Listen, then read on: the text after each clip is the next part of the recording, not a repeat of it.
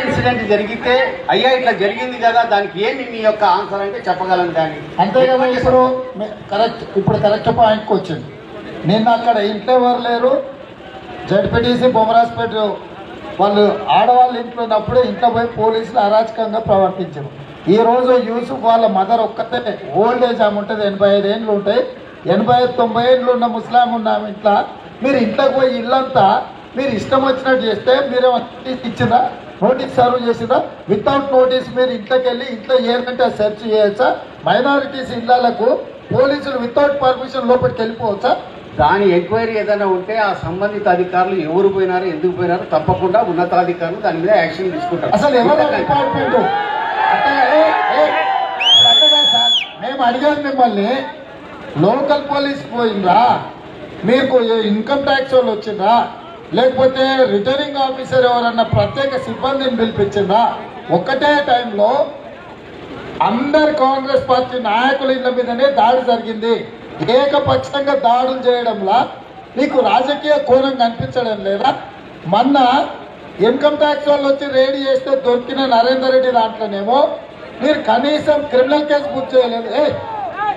ఉండండి, ఇప్పుడు నరేందర్ రెడ్డి 4 నెలలుగా మీర్జాపూర్ అనే గ్రామంలో ఏ ఇంట్లో నుంచి అయితే నరేందర్ రెడ్డి ఎక్కడైతే ఉంది ఎన్నికలు నిర్వహిస్తున్నాడో ఆ ఇంట్లో 40-50 కోట్లకు సంబంధించిన లావాదేవీల లెక్కలు దొరికినాయి. 51 లక్ష దొరికిందని మీరు అంటున్నారు, 17,51,00,000 దొరికిందని బయటకు సమాచారం ఉంది. మీరు వాళ్ళ మీద ఆ ఇంట్లో రేట్ జరిగినప్పుడు నరేందర్ రెడ్డి గారు సతీమణి ఉంది, నరేందర్ రెడ్డి గారు బావమడుతున్నాడు. నరేందర్ రెడ్డి గారు అక్కడ ఉంటే తప్పించి పోలీసులు ఇన్కమ్ ట్యాక్స్ అధికారుల మీద కూడా ఒత్తిడి తెచ్చి కేసు రిజిస్టర్ చేయకుండా ఇప్పుడు ఆ ఇష్యూను మీరు హషప్ చేసి మిగతా మా నాయకుల మీద దాడులు చేయడం ఎంతవరకు కరెక్టు? మీరు ఇన్కమ్ ట్యాక్స్ వాళ్ళు వచ్చి దాడి చేసే వరకు ఇక్కడ ఉన్న రిటర్నింగ్ ఆఫీసర్ కానీ ఇక్కడ ఉండే పోలీస్ అధికారులు కానీ అక్కడి నుంచి నగదు రవాణా అవుతుందని మీకు తెలియదు అడిషనల్ ఎస్పీ గారు? ఐటీ దాడుల గురించి ఇది జరిగింది కోస్గిలో. ఐటీ దాడుల గురించి వాళ్ళకుండే ఇన్ఫర్మేషన్ మీకు ఎంత సీక్రెట్గా వాళ్ళు పనిచేస్తారనేది మీకు తెలుసు. దాని గురించి మమ్మల్ని అడిగితే మేము ఏమని చెప్పాలి చెప్పండి? అంటే ఇప్పుడు అట్లా కాదు, నేనేమంటున్నా అంటే ఇప్పుడు పోలీసులు అంత బహిరంగంగా ఇక్కడ జరుగుతున్నా పట్టించుకోకుండా, అంటే మా ఆరోపణ ఏంటంటే ఈరోజు ఇంతకుముందు కోస్గిలా 4వ తారీఖు రోజు కేసీఆర్ గారి మీటింగ్ కు నరేందర్ రెడ్డి అక్కడ నిలబడి బాధంగా క్యాష్ పంచుతుండు. మీరు డిఎస్పీ గారికి చెప్పినాం పలానా దగ్గర నరేందర్ రెడ్డి కట్టారు కదా, ఎక్కడ క్రైమ్ నెంబర్ కూడా చెప్తాము. ఇప్పుడు క్రైమ్ నెంబర్ సహా చెప్తాము, దాని వీడియో క్లిప్పింగ్స్ ఉన్నాయి, దాని మీద కేసు కట్టడం జరిగింది. అరెస్ట్ చేయలేదు, model code of conduct sir. వాళ్ళకేమో స్వేచ్ఛగా డబ్బులు పంచిన మీరు అంటున్నారు ఎఫ్ఐఆర్ చేసినామని. ఎఫ్ఐఆర్ చేసినా మీరు అరెస్టులు చేయరు, కానీ మా వాళ్ళ ఇళ్ల మీద దాడులు చేసి మీరు అసలు ఎందుకు ఈ ఎన్నికలను మొత్తం ఒక ఒత్తిడికి కేవలం టార్గెటెడ్ ఇష్యూస్ గా బిహేవ్ చేస్తుంటే మాకు ఇంతకంటే మార్గం ఏముందో మీరు చెప్పండి. ఇప్పుడు నా ప్లేస్ లో మీకు ఒక విషయంలో మాత్రమే చాలా వివరంగా చెప్పగలను, స్పష్టంగా చెప్పగలను. ఏ పార్టీకి పోలీసులు కొమ్ము కాసి పనిచేసే అవసరం లేదు. తర్వాత అక్కడ కూడా కేసులు కడుతున్నారు, ఇక్కడ కూడా కేసులు కడుతున్నారు. మీరు కావాలంటే దాని వివరాలని మీకు ఎవరెవరి మీద ఎన్ని కేసులు కట్టినాదో కూడా ఇస్తాము. తర్వాత ఈ రోజు దాడి జరిగి ఆయన మీద మేమేమైనా అన్యాయం అనేటువంటిది చేయలేదు. తర్వాత ఎవరైతే ఉన్నారో దాని మీద మీరు అడిగినారు కదా ఎవరు పోయినారనేది తప్పకుండా సమాచారం చెప్తున్నది తప్పు సార్. మద్దూరులో మా మీటింగ్ తర్వాత పోయి మీ ఎస్ఐ గారు బదిలీ చేశారు కదా సార్, చర్య అయింది కదా సార్ దాని మీద. లేరు అనకండి, పక్షపాతంగా ఉంటే మీ అధికారులు చర్యలు తీసుకోకపోవడంతో election commissioner, state election commissioner తో కంప్లైంట్ చేసినాయి, బదిలీ చేయించాల్సి వచ్చింది. అంటే మీ సబార్డినేట్స్ మీ నోటీసులు లేకుంటేనే ఎంత వ్యతిరేకంగా పనిచేస్తున్నారో ఈ రోజు నేను నిర్దిష్టమైన ఆరోపణ చేస్తున్నా. క్యాష్ మొత్తం ట్రాన్స్పోర్టేషన్ కోస్గి సిఐ చూస్తున్నాడు. వాళ్ళ క్యాష్ ట్రాన్స్పోర్టేషన్. వికారాబాద్ లో ఉన్నాం సార్. మీరు వికారాబాద్ సార్ మొత్తం డిపార్ట్మెంట్ గురించి మాట్లాడుతున్నా నేను. ఆ విషయాలకు నేను వివరణ ఇవ్వమంటే ఎట్లా మీరు చెప్పండి. మీరు ఉన్నతాధికారులకు చెప్పండి సార్, ఎస్పీ మేడం చెప్పండి. ఇప్పుడు మహబూబ్ నగర్ ఎస్పీ గారికి చెప్పండి, మహబూబ్ నగర్ ఎస్పీకి చెప్పండి సార్. ఇవన్నీ ఆల్రెడీ చెప్పి ఉన్నారు కదా. అంతేకాదు బొమ్మరాజ్పేట ఎస్ఐ గురించి మీరు ఒకసారి వివరాలు సేకరించండి. ఎంత హై హ్యాండెడ్నెస్ తో బిహేవ్ చేస్తుండో, ఎంత హరాస్మెంట్ చేస్తుండో, ఎంతమందిని పిలిచి బెదిరిస్తుండో, ఎన్నికల లావాదేవీలు, ఎన్నికల పార్టీ ఫిరాయింపులను మీ బొమ్మరాజ్పేట ఎస్ఐ నడుపుతున్నాడు. మీరు ఒక వ్రాతపూర్వకమైనటువంటి లెటర్ ఇవ్వండి, దాని మీద ఏవి ఉన్నాయో తప్పకుండా యాక్షన్ తీసుకుంటాం. ఇప్పుడు జరిగిన దానికి ఏంటి కారణం అంటే ఇప్పుడు జరిగిన రేట్లలో మీకు ఏమైనా దొరికిందా? ఇప్పుడు మా వాళ్ళ మీద కదా. మీకు తెలియదు, హైదరాబాద్ లో ప్రతి వెహికల్ ఉంటుంది. ప్రతి వెహికల్ ని చెక్ చేసినప్పుడు వాళ్ళ దగ్గర దొరకాలని వెహికల్ వేరు. మీరు సెలెక్టెడ్ గా టార్గెట్ గా ఇంట్లోకి వచ్చి, బెడ్రూమ్ లోకి వచ్చి, బాత్రూమ్ లోకి వచ్చి, వాళ్ళ కిచెన్ రూమ్ లోకి వచ్చి సెర్చ్ చేసింది సార్. రోడ్డు మీద పోతుంటే ఇప్పుడు నా బండి 10 సార్లు చెక్ చేసింది.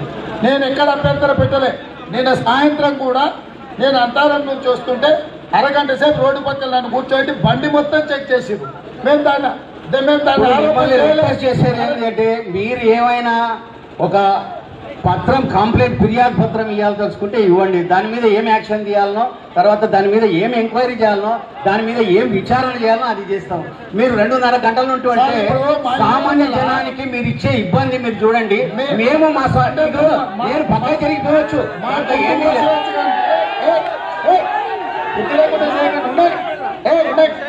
ఇప్పుడు నరేందర్ రెడ్డికి 2 ఎస్కార్ట్లు ఇచ్చింది సార్. ఏ బేసిస్ మీద? ఇప్పుడు నరేందర్ రెడ్డికి 2 ఎస్కార్ట్లు ఇచ్చిండ్రు సార్. ఏ బేసిస్ మీద ఇచ్చిండ్రు? నరేందర్ రెడ్డి ఏంటి, ఎందుకు ఎస్కార్ట్ ఇచ్చిండ్రు? నెంబర్ సార్ ఒక రిక్వెస్ట్, ఈ డిబేట్ నేను ఈ రకంగా మాట్లాడితే కార్యకర్తలకి కోపాలు తాపాలు వస్తాయి. దయచేసి మేము రిక్వెస్ట్ చేసేది ఏంటంటే ఇప్పటికే మీరు 2.5 గంటలు చేశారు. మీరు ఆలోచన చేయండి. మీకు నేను ఒకటే చెప్తున్నా, మీరు ఇది సరైనది నాతో ఇట్లనే అవుతుంది అంటే మీ ఇష్టం, నేనేం చెప్పను. మీరు చేసింది సరైనదా సార్? మీ పోలీసులు చేసిన సరే, పోలీసులు కూడా ఎలక్షన్ కమిషన్ కింద పనిచేస్తా ఉన్నారు. ఇప్పుడు సార్ మీరు ఎలక్షన్ కమిషనర్ కింద పనిచేస్తలేరని నేను అంటలేను. మీరు వాళ్ళు సబార్డినేట్ కున్నారు, కానీ మీ డెసిషన్స్ ఏవైతున్నాయో సెలెక్టెడ్ అని టార్గెట్ ఉన్నాయి. మీరు ఉండకపోవచ్చు. ఇప్పుడు జరిగింది అయిపోయింది సార్, దానికి ఏం సొల్యూషన్ చెప్పండి. చెప్పండి సార్. ఫిర్యాదు ఇవ్వండి, దాని మీద విచారణ చేస్తాము. వాళ్ళు ఎవరు బాధ్యులు, వాళ్ళకి మీరు ఏమనుకున్నారో అవి ఇస్తాము. నా ఇంటి ముందల నిన్నదాకా మన సీసీ కెమెరాలు పెట్టారు సార్. ఎవరు అడిగింది సార్ మిమ్మల్ని?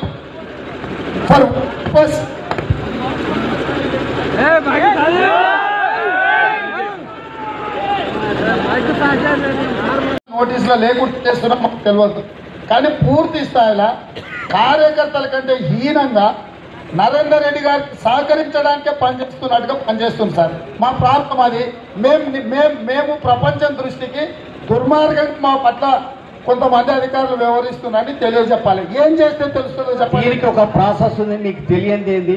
ఒక ఫిర్యాదు ఇస్తే ఎలక్షన్ కమిషన్ వాళ్ళని అక్కడ నుంచి తీసేస్తారు. ఆల్రెడీ తీసారు సార్. Very simple sir. అది పత్తూరులో ఆల్రెడీ ఒక ఎస్ఐని తీపించినాం, తీసాడు. సార్ మీరే చెప్తున్నారు అన్నిటికీ ప్రాసెస్ లేని ఏముంది? అంటే మీరు చేయాల్సింది చేసేదంతా చేసి మమ్మల్ని ప్రాసెస్ పొమ్మంటున్నా సార్. ఇప్పుడు 10 మంది ఉన్నారు. చెప్పండి. ఇప్పుడు మీరు ఏం ఆశిస్తారు మా నుంచి? నేను అనేది ఏంటంటే 2.5 గంటలు ఇక్కడ కూర్చున్నారు. అవును, మీకు ఏం కావాలో చెప్తే దాని ప్రకారం నడుచుకుంటామని చెప్పినాం. మేము అడిగేది, ఈ రోజు నేను ఫిర్యాదు చేస్తున్నా, 4వ తారీఖు రోజు చంద్రశేఖరరావు గారు హెలికాప్టర్లు వస్తున్నారు. దాంట్లో కోట్ల రూపాయల సూట్ కేసులు తెస్తున్నాడు. మీరు సెర్చ్ చేయాలి. నేను ఆన్ రికార్డ్ కంప్లైంట్ చేస్తున్నాను. చంద్రశేఖరరావు గారి హెలికాప్టర్ ను కంప్లీట్ గా సెర్చ్ చేయాలి. కోస్గిల ల్యాండ్ అవ్వగానే వైట్ ఇన్నోవా కార్లు, వైట్ ఫార్చునర్ కార్లు వస్తాయి, నెంబర్ లేనివి. సూట్ కేసులు దాంట్లో పోతాయి. మన హరీష్ రావు వచ్చినప్పుడు ఆయన హెలికాప్టర్ దగ్గరికి 2 వైట్ ఇన్నోవాలు వచ్చి నెంబర్ లేనివి, అందులో సూట్ కేసులలో క్యాష్ పోయింది సార్. ఈ రేపు 4వ తారీఖు రోజు కూడా కేసీఆర్ అందులో డబ్బులు తెస్తుండే, నాకు పక్కా సమాచారం ఉంది. మీరు మహబూబ్ నగర్లో వస్తున్నారు.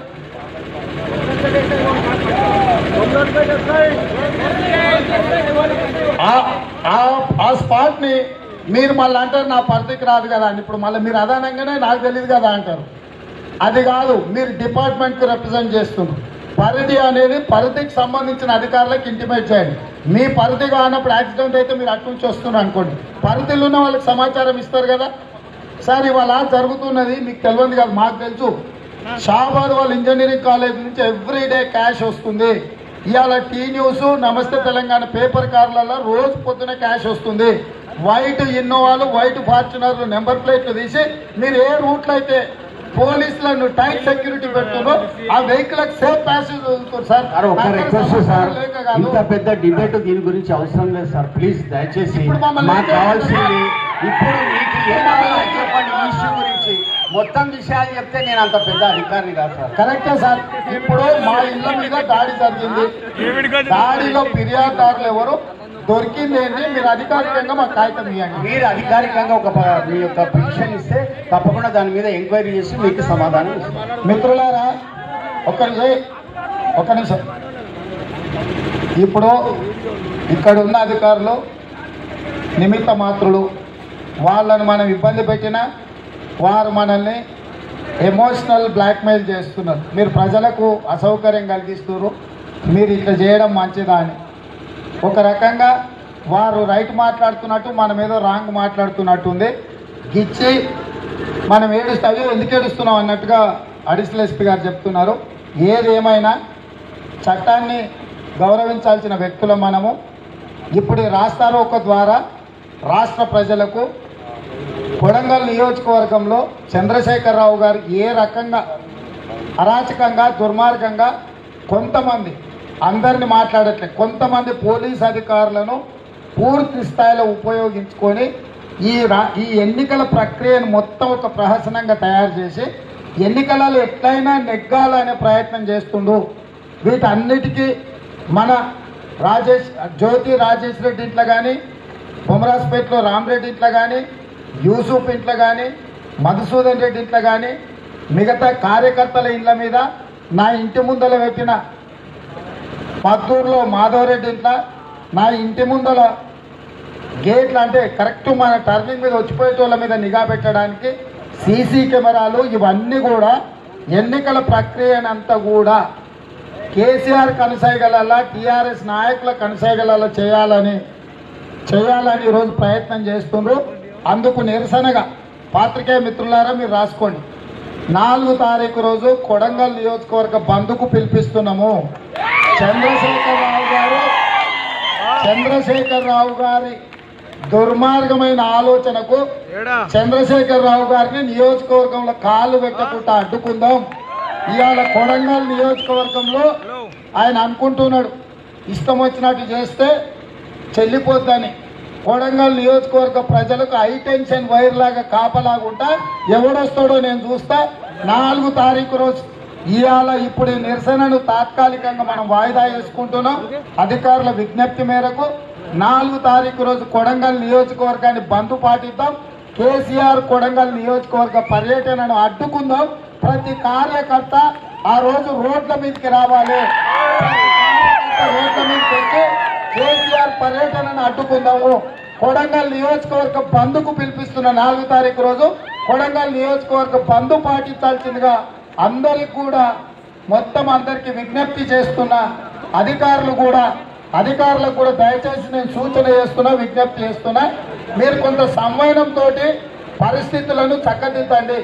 మీరు పక్షపాత ధోరణితో వ్యవహరించడం వల్ల ప్రజలకు మంచిది కాదు, మీకు మంచిది కాదు, డిపార్ట్మెంట్కు ఉన్న గౌరవం పోతుంది. కాబట్టి 4 తారీఖు బంద్కి అన్ని ఏర్పాట్లు చేయాల్సిందిగా కార్యకర్తలకు విజ్ఞప్తి చేస్తున్నా.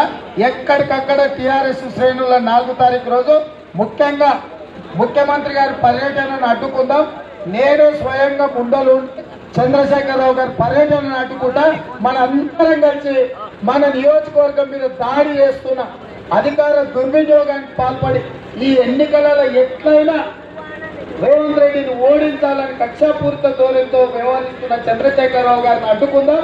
కొడంగల్ నియోజకవర్గం బంద్ పాటిద్దాం. రేపటి నుంచి ప్రతి కార్యకర్త ఇల్లు తిరిగి చెప్పండి 4 తారీఖు రోజు బంధు పాటించాల్సిందిగా అందరికీ విజ్ఞప్తి చేస్తున్నా.